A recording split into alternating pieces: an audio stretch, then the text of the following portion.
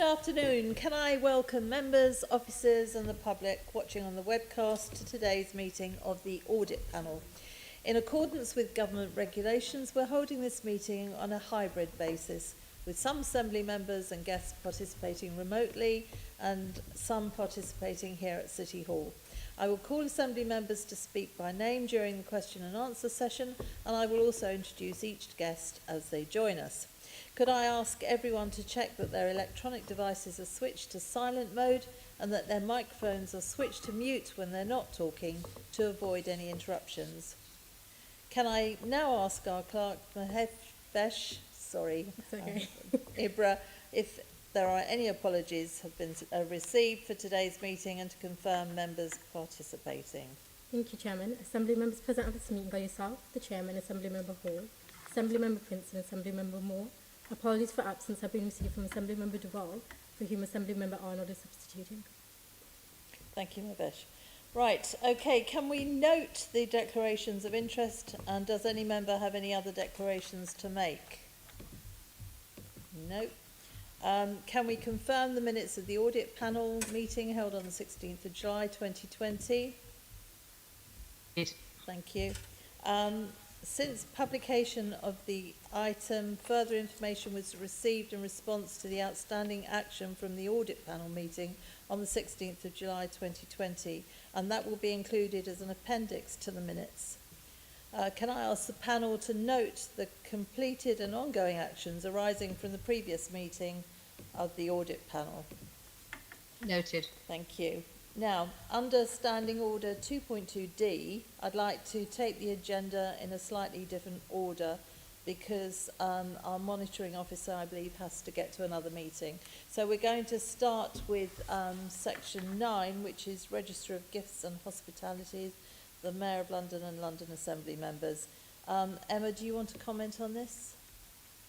Just to say, this is my second report of the year. I come twice a year to report on gifts and hospitality that have been received by the Mayor, by the Assembly members and by senior staff at the GLA, and I'm happy to take questions. And thank you very much for moving the agenda for me. No problems, we understand work commitments. Do any of my colleagues have a question on this? Nope. Can we note the Register of Gifts and Hospitality for the Mayor and Assembly members? Noted. Right. Members of staff, anything else on that, Emma? Nothing to add for me. I think it's self-explanatory. Right, can we note the Register of Gifts and Hospitality for members of staff? Okay, fine, thank you very much, Emma. Thank you very much. Thank you. Internal audit reports we're going back to, which is number 5 on the agenda. This is our main item of business today, which is to review the internal audit reports. David Isling, the Head of Audit and Assurance at the Mayor's Office for Policing and Crime, which we know as MOPAC, will introduce this to us. So it's over to you, David. Okay, thank you, Chair. I'll take you to our first report, which is Appendix 1A, which was our review of the expenses and benefits framework. This received an adequate opinion from us, and there were 4 recommendations, of which 4 were partly accepted. Just to note that that in the areas of effective control, there is a detailed and up-to-date and approved expenses and benefits framework that we found is in place, which takes account of the legislation and regulations that are currently in place. So I'd like to flag that up. Of the 4 areas risk areas that we've addressed as recommendations, I take you to pages 45 to 47. And as you will see, there were 4 recommendations made, as I've already mentioned, of which, as I say, 1 was fully accepted, which was the standard request for the use of credit cards appropriately completed and authorised, and there were 3 partly accepted, of which are detailed in the table on pages, as I say, 45 to 47. Willing to take any questions on that, and I know David Galley is also here to take any questions that any panel members wish to ask of us. Thank you. Actually, I've got a couple for David if I start. David, was the expenses or the framework system adequately prepared for shift in working from home arrangements and the introduction of the £250 benefit budget for staff? Yes, it's worked really well. Obviously, we had contingency plans in place, but I guess not at the scale we'd envisaged with the pandemic. But things have worked well. Payments have been made in a timely fashion. In particular, the £250 scheme, we deliberately looked to make those payments quickly to staff as claims were made, and that's worked very effectively. So we actually have, I think, successfully met the challenges of making those expenses payments during the pandemic. Okay, I mean, with budget pressures arising from the pandemic, is the expenses benefits framework introducing any tighter controls at any level? I mean, I think our controls are pretty tight, I would say. I don't think the pandemic in itself adds a great deal. We obviously had a very clear process of approval for the £250. There was also a very explicit approval through HR around people for their occupational health requirements needed, beyond costs. So I think the scheme was pretty tight, I would say. Okay, that's good. I can see my colleague Alison Moore's hand up. Alison, would you like to come in on that? Thank you. It's just a technical question. Where you have recommendations that are partly accepted, how do you handle those when you do your follow-up audits or your audit follow-ups? Well, obviously we would look at what has been accepted as part of that, but also we would look at the management response and to see how that has addressed, even if it is partly the recommendation, and if we feel that maybe it still needs to be taken forward, we would raise that as part of our follow-up review. So we would pick this up, we would address and review what management have responded to that, and also make a reassessment, as I say, at the follow-up review. I hope that helps. Thank you. No, that's helpful. I just wanted to understand how that was handled. Okay. Any other questions on this particular bit? No? Should we go on to the review of the sports? Okay, yeah. Thank you, Chair, again. So yes, Appendix 1B is our review of the Sports Unites programme, which is part of the Mayor's £5.8 million community sport investment programme. As you will see from the report, this again received an adequate opinion from ourselves. There were 3 recommendations made, and I'm just flicking down to page 64 to the recommendation table, of which all have been accepted, and I believe Hilary, Lissenden is on the call to take any questions, along with myself, if any are directed towards me. Okay, I've got a couple. How have the COVID restrictions impacted the delivery of Sports Unites programmes? Hello, it's Alice Wilcock here. I'm the Assistant Director for Team London and Sport. So I'm accompanied by Hilary, but I'll start off by answering that question. So obviously for many, for the majority of sporting organisations, certainly initially, we already knew very quickly that sport and physical activity wasn't going to be able to continue. The GLA had signed up to the London Funders Agreement to be flexible and considerate in terms of working with grantees affected by COVID. And so we were able to discuss on an individual basis with each grantee organisation how they were either going to be able to continue with adapted activity or completely change the way that they use the funding. And in many cases, that meant taking their delivery online. And when I'm talking about delivery, obviously, I'm not talking about being able to take all sporting activity online. I'm more referring to the fact that particularly some of our programmes with isolated people with mental health difficulties, or some of our very vulnerable young Londoners, sport is as much about the mental health support and the relationship support that they receive from taking part in those sessions. And so it was really working with those organisations to make sure that that could continue despite the restrictions on physical activity. In addition to that, we looked specifically at our thought leadership strand, and where we partnered up with London Sport to create a whole series of webinars which were intended to tackle topics which would be of particular interest and help to the community sports community. So they included things like finance and funding, being active at home, leadership in times of crisis, mental health during lockdown, diversity, race and representation, and so on. So those were extremely well attended virtually, obviously, by a huge number of community sports organisations.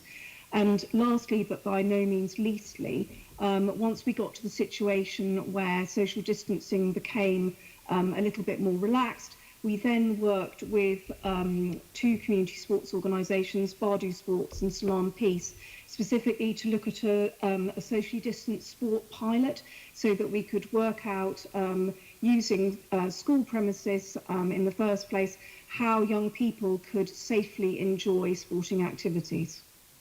Lovely. Okay, it sounds like you've got that well and truly sewn up. But any of my colleagues want to ask anything else on that?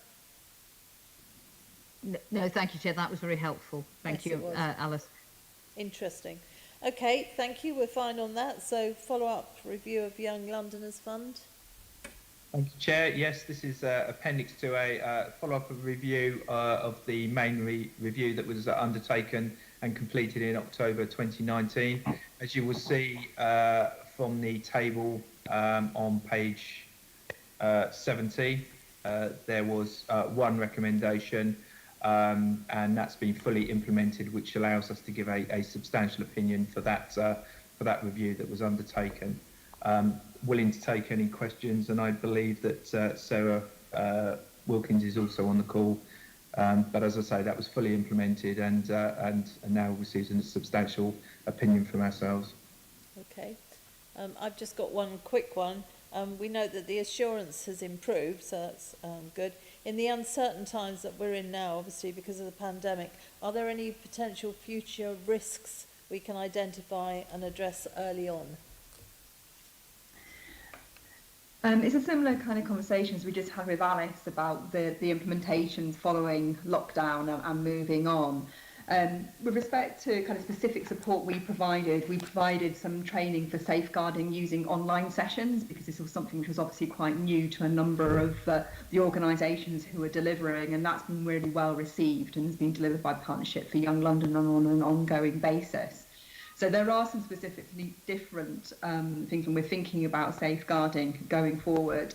The other thing which has been really helpful within this has been the work that the National Youth Agency has done with respect to guidance for the youth sector. So they've published information in partnership with others to interpret the government's guidance and very clearly say that at the moment bubbles of 50 can continue in youth settings as long as they're in a COVID secure setting. And again, they've set out clear guidance about what a COVID secure setting is. Sorry, bubbles of how many? 15. 15. Okay, Thank you. I can see somebody's hand up, and I think it's Alison. Sorry. It is. So no, I should use the WhatsApp. No, Thank this you. is fine. Just a quick question in the context of the safeguarding issue, or partly in the context of that. Has any thought been given to accessibility for young people who might not have access to high quality IT equipment in terms of that online offer? Yes, it's something which all of our projects have been struggling with, because obviously the digital divide is there and some young people have much better access to IT devices than others. And I think that there's been some benefits of doing things through IT. We've had feedback from some projects saying that young people who've been very nervous about face-to-face delivery have actually preferred having that initial contact with a youth setting over IT devices. Whereas I think the majority of settings are pleased that they have been able to return to some face-to-face delivery. On individual youth organisations, some of them do have individual resources that they've been able to share with young people. It's a case-by-case basis.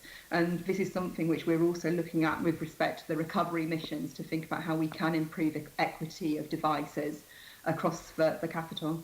That's really helpful, because I think that's an issue that's coming up for all sorts of projects, actually, about Absolutely. the divide and those sometimes those young people most in need actually are those who have the least options in terms of ways of contacting. But thank you.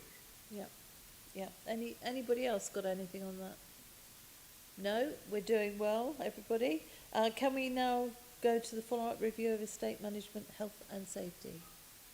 Thank you, Chair. This is Appendix 2B. Yes, the follow-up review of the estate's health and safety, management, health and safety. Again, this is part of the follow-up.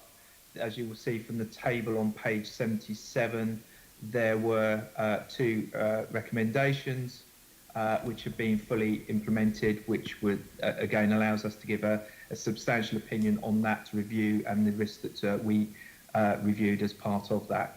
Again, willing to take any questions, but I believe Trevor Massey is on the call as well, if anyone has questions for that review. Yep, I do, as you would expect. Can I just ask you, has the estate management, health and safety teams been involved with the consultation to move City Hall? Good afternoon, everybody. It's Trevor Massey. Yes, they have. My head of service, Alan Jones, has been fully working with the Chief Operating Officer and David Galley to review and to move forward on the recommendations on the relocation. Right. Okay. Anybody else got anything that they want to? Chair, if I might, are there any particular issues that have impacted because of COVID on your ability to either carry out the work of health and safety group? No, we've continued, our agents have continued to inspect sites using their own private transport, adhering to social distancing all the time. Our security teams continue to work in these strange circumstances, and we continue to monitor our contractors and our agents to ensure that health and safety is complied with. Okay. Thank you. Okay, no problem. Any other questions? No? Okay. We move to the last one in this section, the GLA Internal Audit Progress Report. Thank you, Chair. Yes, Appendix 3, it's our internal progress report. As you will see, it details the work that's been completed this quarter, of which the reports we've just spoken about. It also details the work that we undertake in light of the COVID-19 pandemic and the various aspects that we're undertaking with that. Just highlight at section 2.4 some systems development work. So this is part of our audit plan that we have in place. So systems development work continues to be undertaken in relation to the devolution of the adult education budget, and this has included attendance at the monthly audit and assurance task and finish group. So this is further work that we're undertaking throughout this year on the adult education budget. At 2.5, I'd like to just mention that we've commenced audits in this quarter, which include the safeguarding, land fund investment, health and safety, preparing and implementation of the HR procedures and delegation of the adult education budget and of the allocation of funds. And also there's currently a draft report that's out for management response regarding safeguarding, and that will be forthcoming to the next audit panel. Section 3 details our counter fraud work, and I'm willing to take any questions that anyone has on that. Section 4 is the internal audit performance to date, of which we've completed 200 days of the 445 plan days, of which we anticipate that being completed by the end of March. As I say, willing to take any questions on that, in particular on anything on the counter fraud work completed. Lovely, thank you. Well, I've seen two members. First, Assembly Member Prince, and then after him, Assembly Member Arnold. Thank you, Chair. Can I take you, please, to page 90, where you've got the risk graph? Are we there? Bear with me. It's the one with the orange and the yellow and the read? Right, yes. Yeah, okay. I've got a couple of questions. The first question is on C12, which is the GLA elections. Not quite sure how you got to being slotted. Could you just explain why you've slotted it in that particular square of being remote and substantial? I think Tim Somerville's on the call, who's probably best placed to answer that in live. Maybe it's you, Tim. Hi there. Are you asking, Keith, about the scoring of the GLA elections risk? Yep, that's correct. Yeah. I know that the risk is... You've got the probability down as remote. Yes, so I think the risk has been reassessed in light of COVID-19 and the challenges of running potentially a socially distant count and similar. Yeah. So I think the assessment of Alex Conway, the Deputy GLRO there, is that there is not a strong likelihood of something going wrong, but if it did go wrong and we couldn't run a compliant election, then clearly that would have a very significant impact. I'm just querying why it's in the remote box, because I think that the closer we get to it, there's more chance that it's going to be more difficult than it's not. And I just wondered what I would have thought it would be more likely to be in the improbable box. You know, it's unlikely, but it's not beyond the realms of possibility that we could be challenged. There could be challenging times around the election. I can certainly pick that up with the Deputy GLRO and find out a bit more as to what his reasoning is to put it in the I think it's right in the right box, i.e. substantial. It wouldn't be catastrophic, but so I think it's in the right box there, but I would argue that it should be slightly higher on the risk side. I think David wants to come in as well. David Galley. Thank you, Chair. Yeah, Keith, just to come back, obviously we're monitoring this really, really closely, and as the election beckons, we'll be even more intensely monitoring it all. So very much take your comments on board. We'll have a look at it all and reassess whether that's the right scoring that's been given. But again, this is obviously, the key priority for not only Alex, but obviously for Mary in terms of monitoring this to ensure it's successful. Yeah, I think most members have got a bit of skin in the game as well. Could I also ask you about the movement arrows on E5B? If you could just give a bit of explanation around that for me, please. This is, sorry, I'm just looking at the paper. Page 90.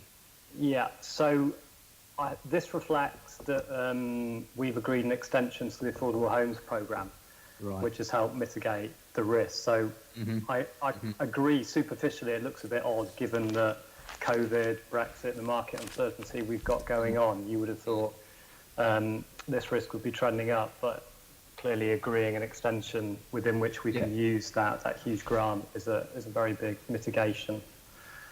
No, I agree. No, that's helpful. I just wanted, because if you just look at that, there's no explanation to it. But obviously, for people who are looking at the paper, it helps to have that explanation. So thank you. I accept that. Thank you. That's good for me, Chairman. Thank you. Okay, thank you very much. Now we've got Assembly Member Arnold, please. Yes, thank you, Chair. Can you hear me? Yes, thank you. Good.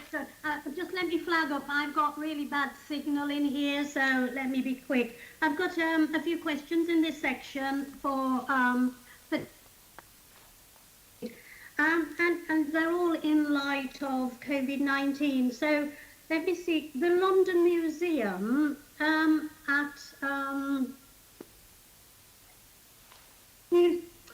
Museum of London at P9. You've got as improbable, and can you explain that? Because is it that they're not impacted because it's a free museum, so they're not losing anything by not having visitors, and that their grant is assured? Is that what you're saying there? So I think it's because the risk there is specifically around the GLA's financial contribution to the new museum project. So It's not specifically about is the current Museum of London able to operate and the impacts of COVID on it. But David knows more than me on this one. Chair, if I could come David, in. yes, Yeah, I mean, Jeanette, you're absolutely right to raise this question. Your museum, like, so many bodies, is going to be affected fundamentally by the pandemic. There are all sorts of discussions that are taking place within the museum around their budget now and for next year. Those discussions are obviously difficult. We'll be appraising that as part of the budget going forward to the November Budget and Performance Committee. Obviously, we're all looking to commit the scale of resources we have for their new development, but that doesn't take away the fact the museum is also under huge pressure just to kind of keep the show on the road. Yeah. Brings it into audit, doesn't it? Is that what you're saying in terms of its significance, or is that still with the new?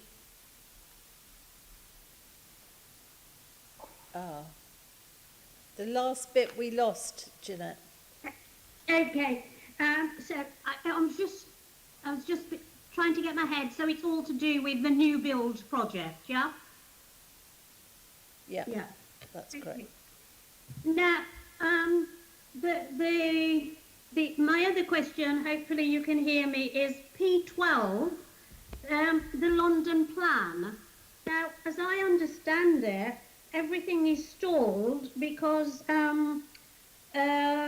the Mayor's office is still awaiting a reply from the Secretary of State. So, can I just ask a silly question? How long? What's the issue here in terms of audit if it's just in stasis? What was that? Sorry, Jeanette, I missed the last bit.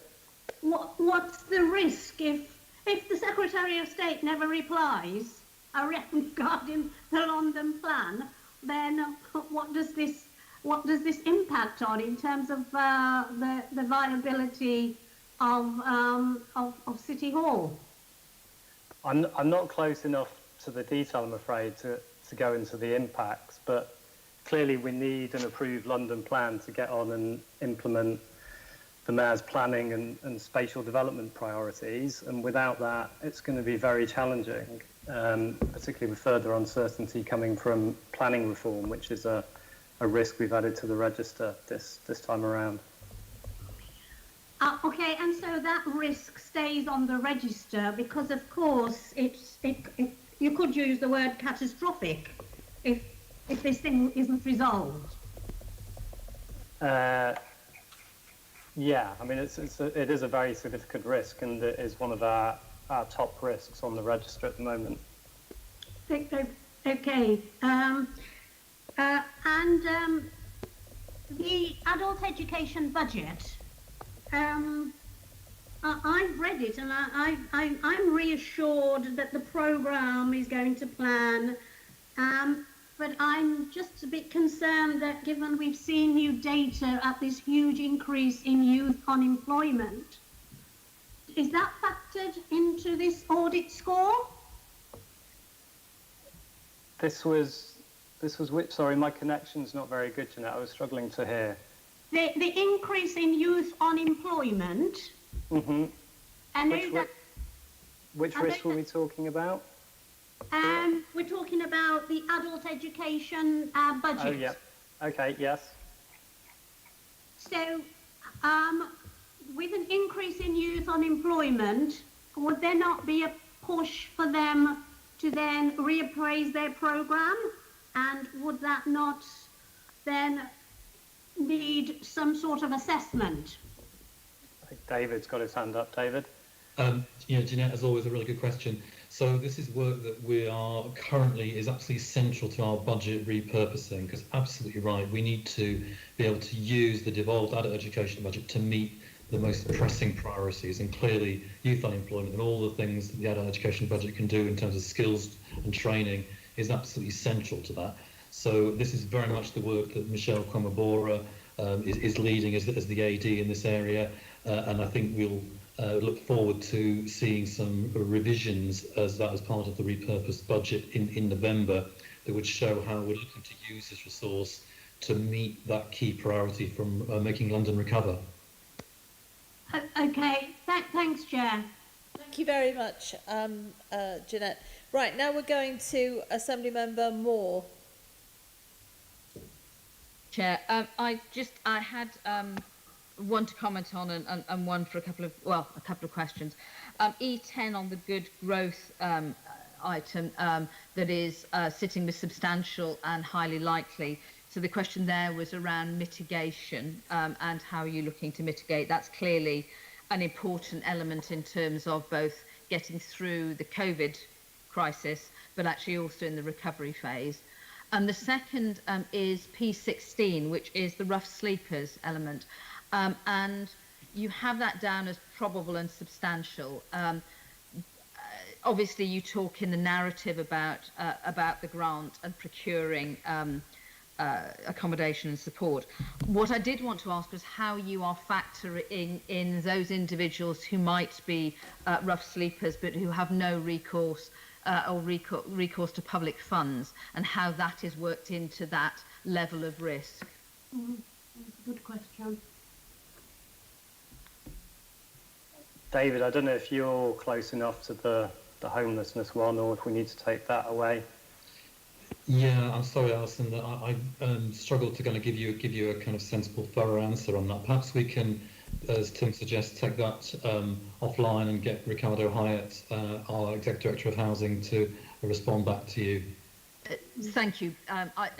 It's clearly, as we go into winter, it is one of those things that certainly is in my mind, and earlier in the crisis, that group of individuals who had no recourse was a bit of an issue, well, more than a bit of an issue, but they obviously present a danger to them, potentially to themselves, but also actually a risk in terms of the wider public. And I'm concerned about that, and I know that the status of having no recourse is not always as high with some national politicians as it might be, and therefore I would be very keen to make sure that we in London have a good idea what we're doing with that, what the risks are, and how we're mitigating that. And so I would appreciate that an answer offline. Thank you. Yes, can that be shared? Can that be shared, Chair? Because absolutely. It's a really important issue. Can I just come in on that, if I may? Because I had a meeting very recently with the GLA on this very subject, and it really is a risk. There are some substantial problems around it, but I must say I was very impressed the GLA team really have got a good grip on it, but that doesn't necessarily mean they have the power to mitigate the risks. So it would be useful to have David, you could send the committee a full report on that. Thank you. Yeah. Thank you, Member Prince. And actually, David, you know, that comment is a very pertinent one. That does mean that needs to be reflected within the risk register if there is a residual risk that it is difficult to mitigate. Sure, we'll happily respond as you requested, but also review that risk in the light of your comments for the future reports on the risk register. Thank you very much. Thank you, because all politicians are concerned about that. It's something we must keep an eye on. Thank you very much. I don't see anybody else indicating, so can we note the internal audit reports attached to the report? Really? Thank you very much. We will now receive an oral update from our external auditors, Janet Dawson and Martina Lee, on the external audit report. Thanks Which one very of you much, am I Chair. handing over to? We thought that we would just give you an update in terms of progress. As you'll remember from the last meeting, the deadline for reporting the financial statements, or at least the timeline, I should say, it's not a statutory deadline, the timeline for reporting the financial statements moved back as a result of COVID to the 30th of November. And so we started our work as scheduled through June and July, but then we're aware that there would be a number of different elements of work that we would have to do later in the year as a result of changing deadlines and submission of information into GLA. So we are in a pretty good state in terms of we've substantially completed the work that we need to do on the audit. We are awaiting some responses from some of the London boroughs on information such as the NDR appeals provision, and some information coming in from the subsidiaries, for example, some final work that we need to do around property valuations from GLAP. And there's some technical areas such as the IFRS 9 reporting that's required, that looks at valuation of debts and investment instruments, made more complex, I think, this year because of the uncertainties in the market and repayment of those debts or valuations of those instruments, those investment instruments. We're waiting, we've done our work on pensions and the pensions liability. We're just awaiting assurances from the auditor of the London Pension Fund Authority, and they have indicated that they should be able to get that information to us by the end of October. And then clearly we have a final consolidation exercise that the GLA finance team need to undertake to pull in all of the audited subsidiary accounts. And there have been a couple of issues within those in terms of the same sort of delays of information and uncertainties. So that work, we understand, will be done through November. So we have a clearance meeting with the finance team at the end of the month just to talk about where we've got to, what the key issues are that are coming out of that. Clearly, the other aspect that we're very interested in is, as we sign off, what the overall assessment of the going concern for the organisation is, where you've got to with the repurposed budget planning, what that means for your funding and also the funding for the bodies within the group. And that will be a piece of work that we're doing with the finance team all the way to the point where we're able to both approve the accounts and then sign the opinion on those. So some important aspects of work to be done, but the bulk of the work is now complete, and we'll be starting to pull all of that together. And so reporting to the Mayor on our findings before we sign off. Great, that's fine, thank you. I've got a couple of questions. I don't know about my colleagues. The main question, what areas are you most concerned about? So the areas that have been most challenging to us have been those property valuations, given the uncertainty in the market, and clearly, the collection of income. So whether it's through the collection fund for, from the London boroughs feeding into you, and the collection rates and what provision you need, or whether it's to do with the debts that you are owed by the various different bodies and the recoverability around those. So that requires us to look beyond your boundaries and into other organisations to see how they're operating, and also the same within the group. And then that last point that I mentioned, in terms of the going concern assessment, whilst there's no question that you or any other of your bodies will cease to function and provide the services that you provide, clearly the significance of the changes in funding flow, both for you and then from you to the organisations that you support, it's really important that we understand that fully at the point that the accounts are approved and we provide our opinion, because we need to look 12 months beyond the date that we sign to be satisfied that there are good, solid, resilient plans in place, and any risks are and uncertainties are identified and mitigations are in place before we can say with certainty that we can provide our opinion and there won't be any unplanned changes to the financial resilience of the organisation. Okay, fair enough. Have my colleagues got anything to ask? No? No, yeah. Okay, can we then note that oral report? I do understand why we haven't got a written report, but everything changes in this new world we're living in. But thank you anyway. Can we note this oral report, everybody? Noted. Thank you. Then we go on to corporate risk register. Do any members have any comments on the corporate risk register? No, I can't see anything. Can we note that report then, please? Right, register of gifts and hospitality, members of staff. Can we? Oh, we've done that one. That one's already been done. I'm ahead of myself. Right. Monitoring of expenses and tabled benefits. The mayor, elected members and senior staff. Do any members have comments on the expenses and taxable benefits of the Mayor, elected members and senior staff. No? Right, can we note that report then, please? The work programme, can we note the work programme for 2020-21 Assembly year? Thank you. Yes, nod? Good. Yeah, thank you. Okay. The date of the next meeting of the committee will be held as a virtual meeting and is scheduled for the 17th of December 2020 at 3 o'clock. I have not been informed of any other business, so I therefore close the meeting. Thank you all very much. Thank you. GLA Chamber Sound.